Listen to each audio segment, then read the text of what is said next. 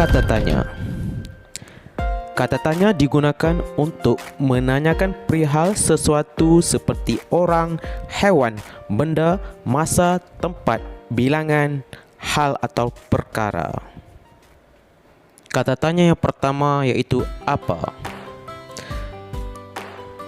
Digunakan untuk bertanya tentang perkara, benda, tempat.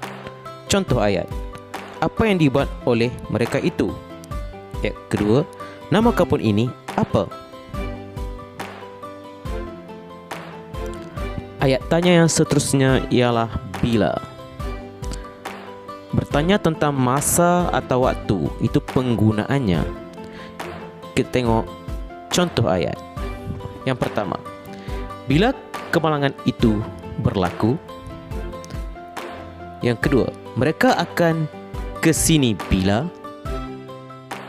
Kata tanya yang berikutnya pula ialah mana. Digunakan untuk bertanya tentang tempat, benda dan orang. Kita lihat contoh ayat. Yang pertama, mana budak yang sakit tadi? Ayat yang kedua, buku saya kamu letak di mana? Kata tanya yang seterusnya ialah kenapa. Digunakan untuk menanyakan sebab. Contoh ayat. Dia terjerit-jerit. Kenapa? Perkataan seterusnya pula ialah adakah.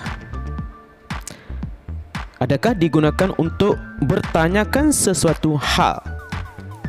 Contoh ayat. Adakah awak yang mengambil buku saya? Perkataan seterusnya pula ialah siapa. Siapa digunakan untuk menanyakan orang. Kita lihat contoh ayat. Siapakah nama guru kelas kamu? Yang kedua, orang itu siapa?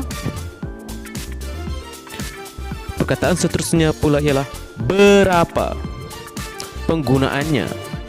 Bertanya tentang jumlah. Contoh ayat yang pertama. Berapa orang yang terlibat dalam lawatan itu? Ayat yang kedua. Harga sepasang kasut ini berapa?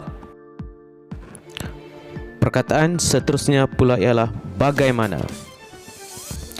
Bagaimana digunakan untuk bertanya tentang cara, sifat, keadaan atau suasana. Contoh ayat. Bagaimana kita hendak ke sana? Keadaan pesakit itu bagaimana?